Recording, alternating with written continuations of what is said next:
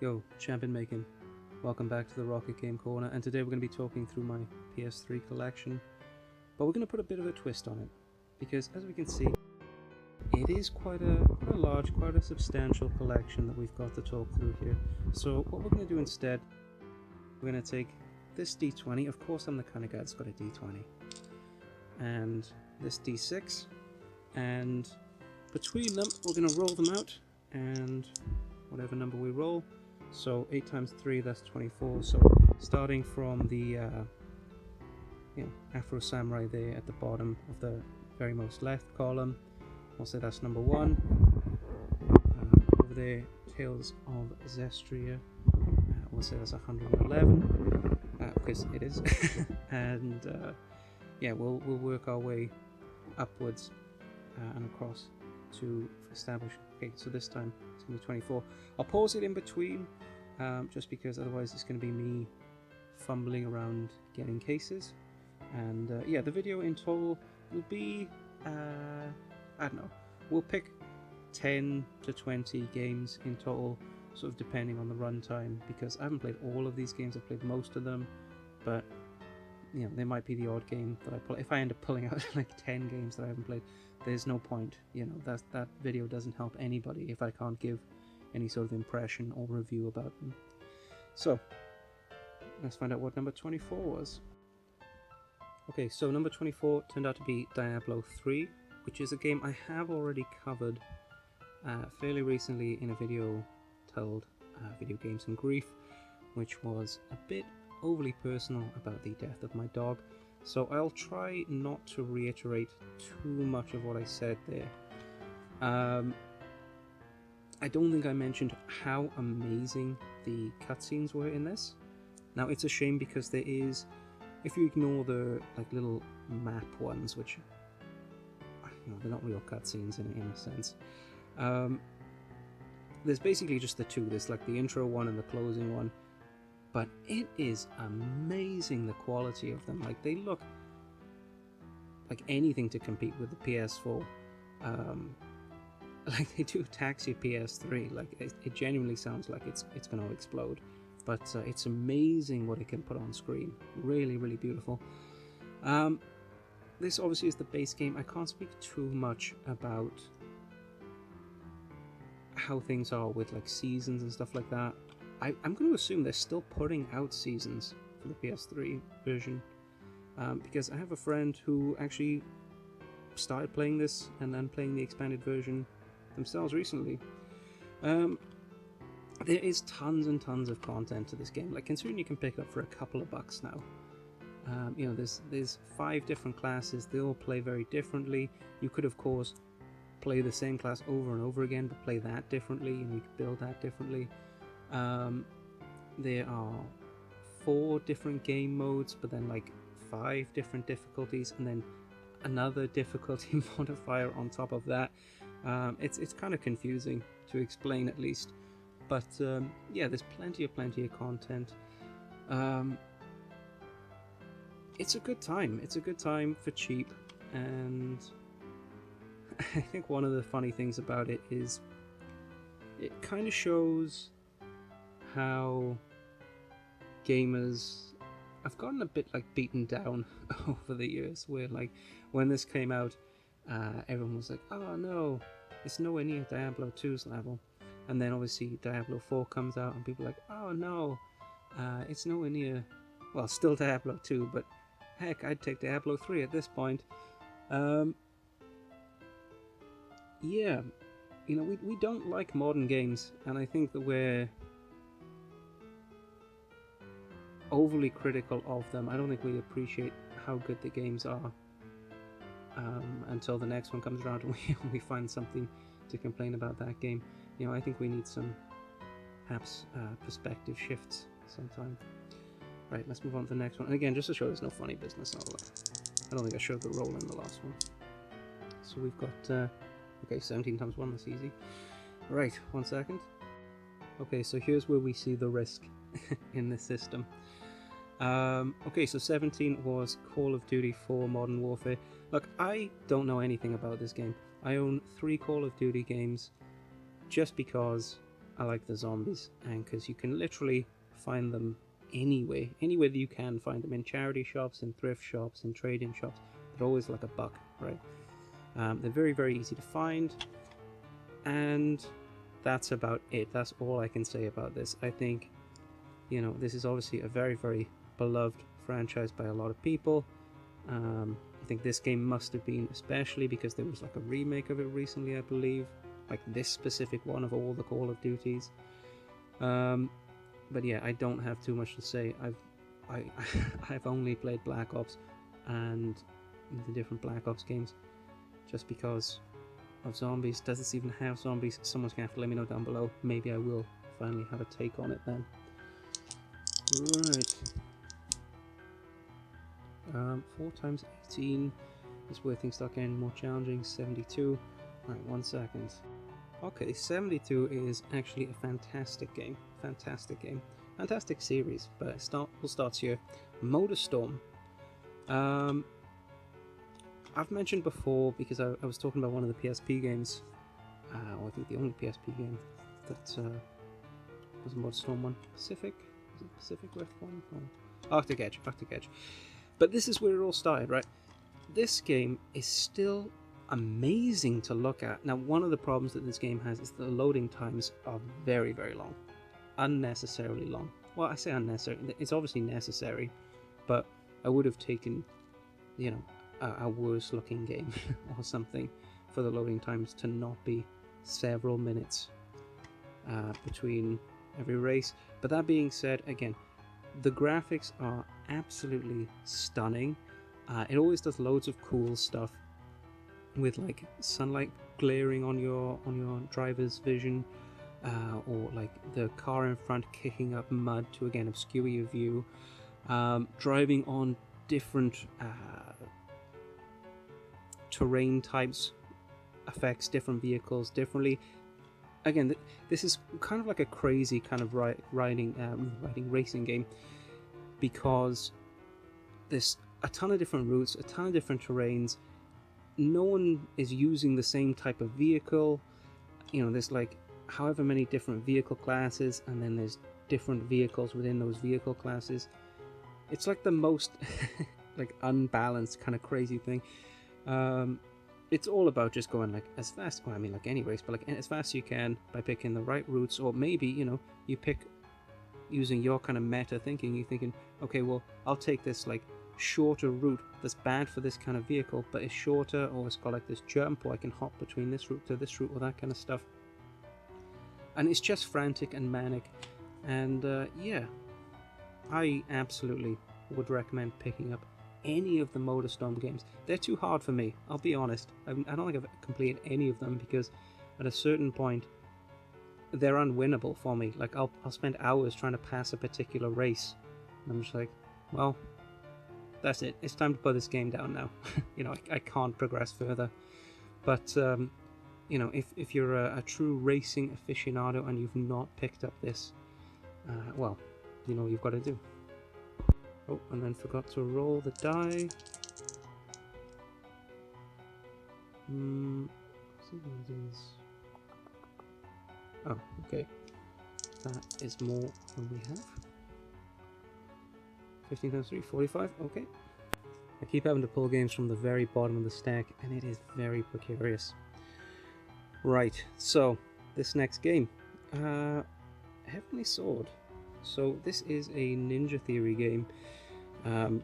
Is it their first? I don't know. I was gonna do a video about another Ninja Theory game, so stay tuned for that. It will be more in the timely review series that people seem to like.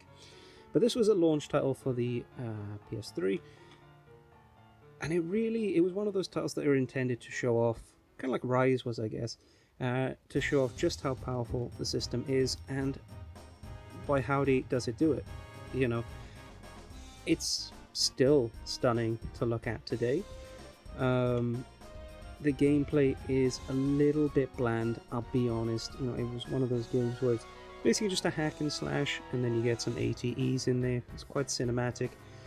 Again, it was very much just like, again, just showing off like how good games could look, and the answer is Very, very good.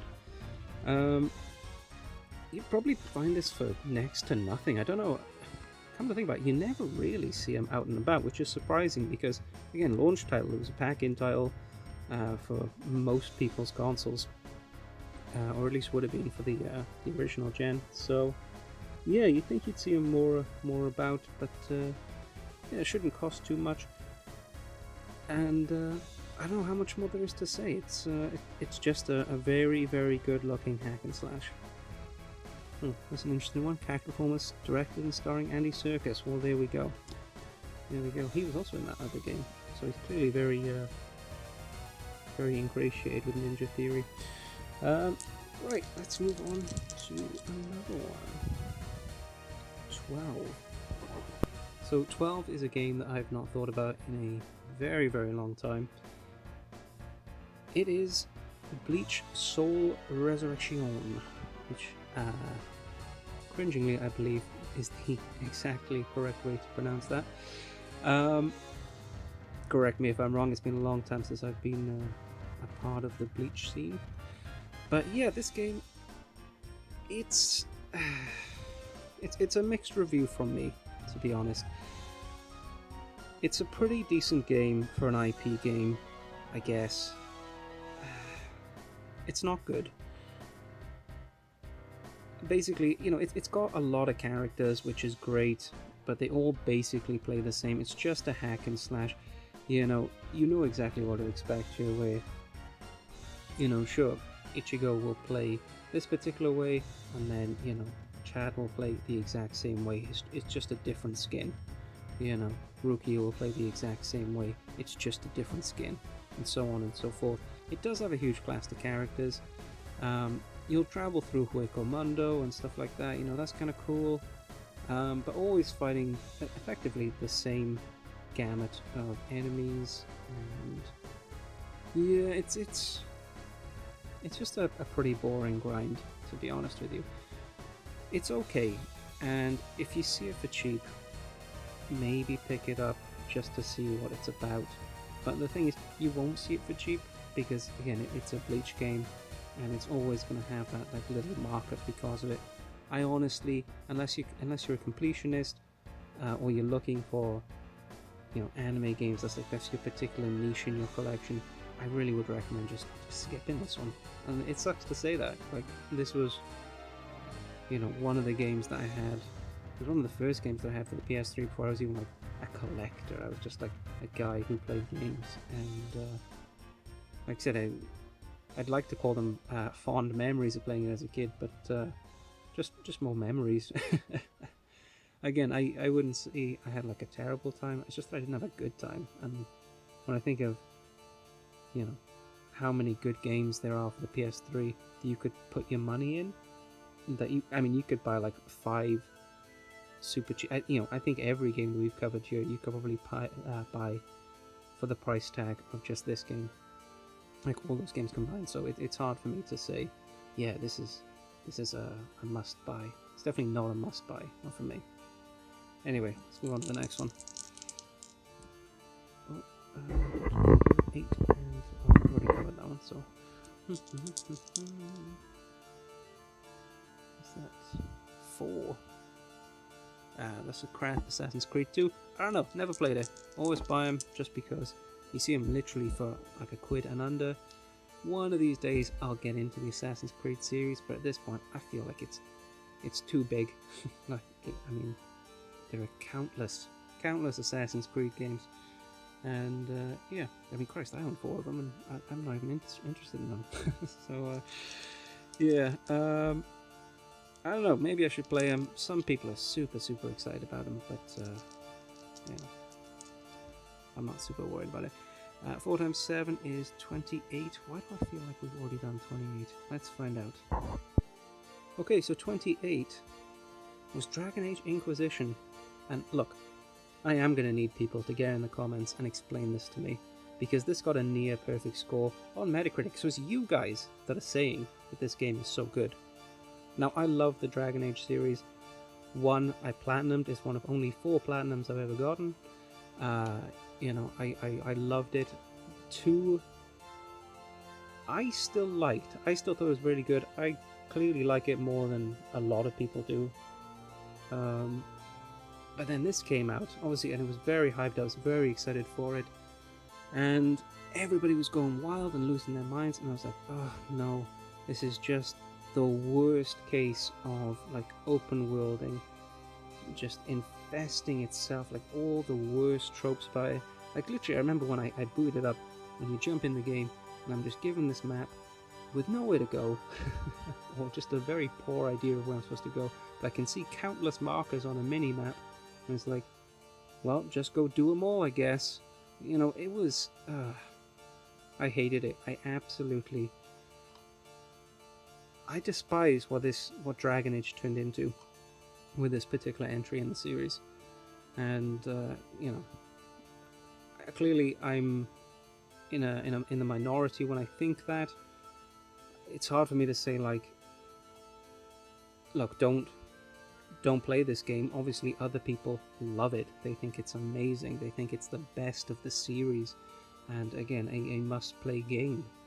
But I don't understand it, and yeah, not a fan of it. Not a fan of it at all. Okay. 2 is 4. We've already discussed this.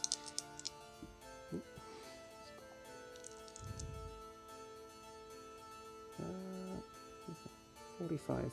1 second. Yeah, 45. We did do that one already. That was Heavenly Sword. 8. Okay.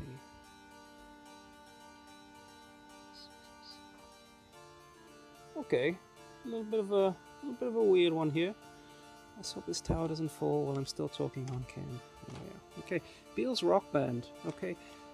I love the Beals. They literally taught me music. Perhaps as a listener, but specifically with the guitar. Their body of work ranges from obviously the very, very basic. When they first started out, I mean, they basically just did the usual 1-4-5, but their little sort of twist they gave them, like this little just add a little twang to the timbres they wrote in 7ths, which was I don't know, I'm probably losing people here. Well, that's fine, no one watches my videos. Look,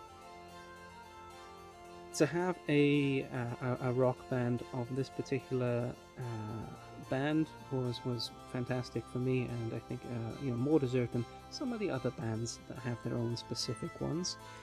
But hey, to each their own. And yeah, this game is absolutely. I mean, they're always going to have the problem that, like, look, they really should have had the entire Beals catalog. You're always going to upset some people that like their kind of songs aren't in there. I think they did a pretty good selection. They had some pretty cool animations going on in the background. That was very, very cool. I remember the one for Her Majesty, was it? And but that had like the most craziest hippie stuff going on in the background. It was psychedelic. I loved it.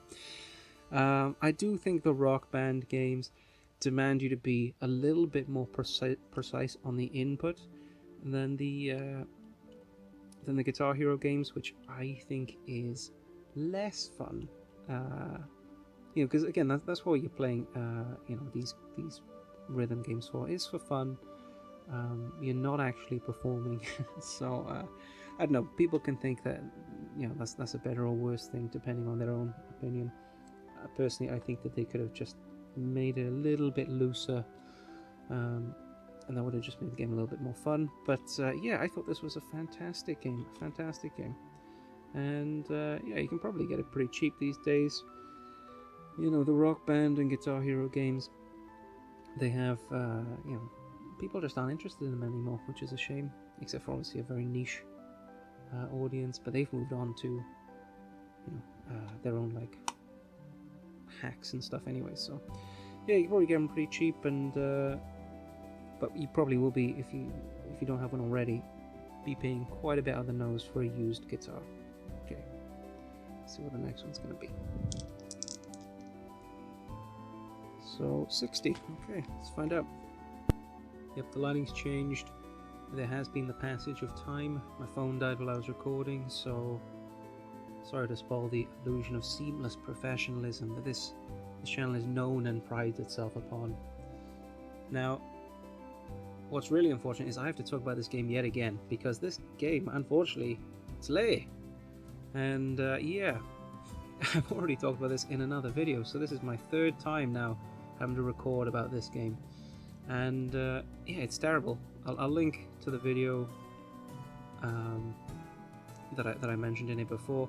Frankly, I'm softer on it there than I'm feeling now, because I'm looking at this now and I'm like, yeah, I was too nice to it before. I was too nice, because in the previous recording that is now lost to time, unfortunately, I was thinking about it even more, and even things that I was quite generous about, like, you know, being a new frontier using the 6-axis motion control and stuff like that. It's like, actually, there were games that came out around launch time, like Super Rubber Dub and stuff like that, that were made with a much smaller budget that just worked better. This game sucks. And like, there's a lot of games that I always kind of say, like, I'm pretty positive on this channel, I like to think, and I generally kind of say, like, if it just costs a couple of quid and you know, you get an afternoon to just try it out, and you probably get your money's worth, you at least have learned something about something, right?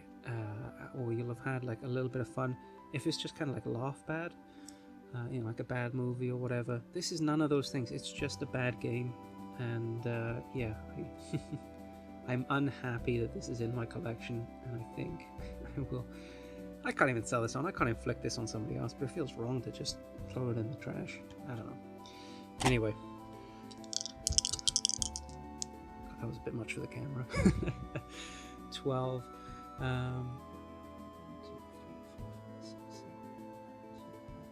Yeah, we did already talk about that. It's Bleach again. 18. Okay.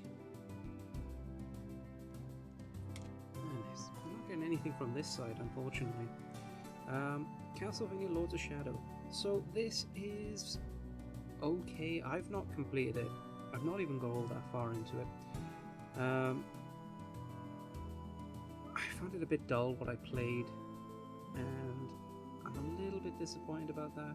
And other people do really like it, so I do need to give it a proper try.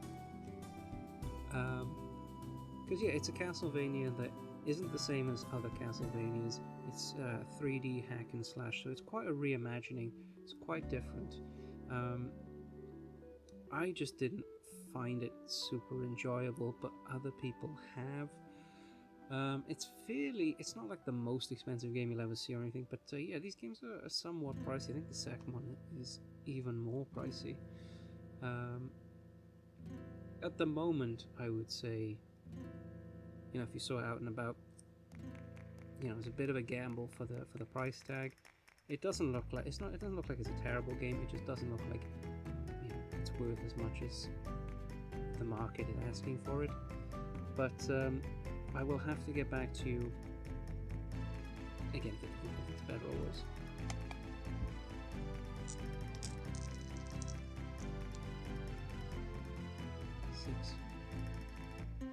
It's another Assassin's Creed. That's like Revelations. We'll skip that. 40.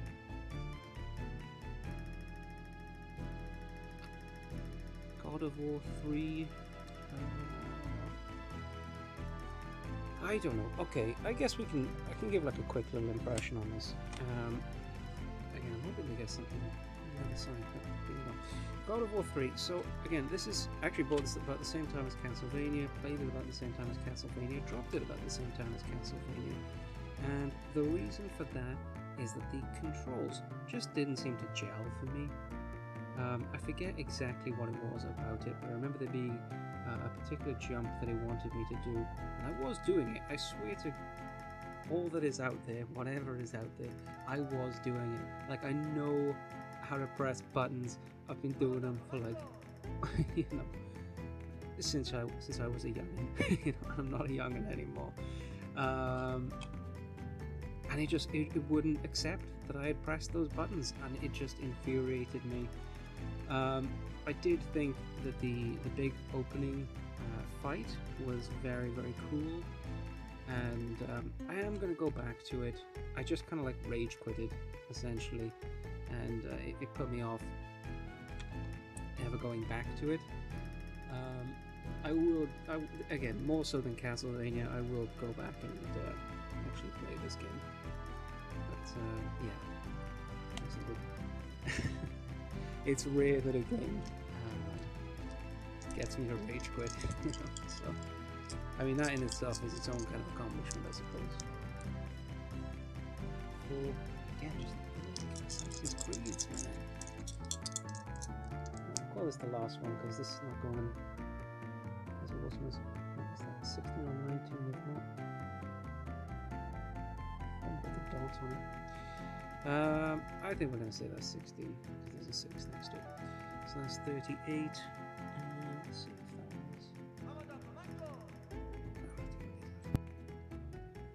that was. Yeah, I was a bit excited then because I thought it might be a different game that we got to talk about, but nonetheless, Final Fantasy 13-2. And I'll be honest, again, haven't played. This video is going very unfortunately with these rolls. So look, Final Fantasy 13 obviously was universally panned. It's had a little bit of a revival since, no doubt in some part due to the success that the sequels got, or at least this one. I never really hear people talk about 13.3. Nonetheless, I didn't see the point in playing 13.2 until I completed 13. I'm sure you can, but it's like, why would you when I've got, for some reason, 2 copies of Final Fantasy 13, a game that I have not beat or find, you know, I pretty much agreed with the criticism that other people had for it. But yeah, so the collector's edition, and I bought this collector's edition pretty much for the art book, because obviously Final Fantasy, the concept art is pretty amazing stuff. So I was expecting this book to be far better than it is, which is just cutscenes. I mean, come on, Final Fantasy Collector's Edition, really? This is as far as you could go? Very, very disappointed. Very, very disappointed with that. Anyway, I mean, the binding and everything is quite nice, but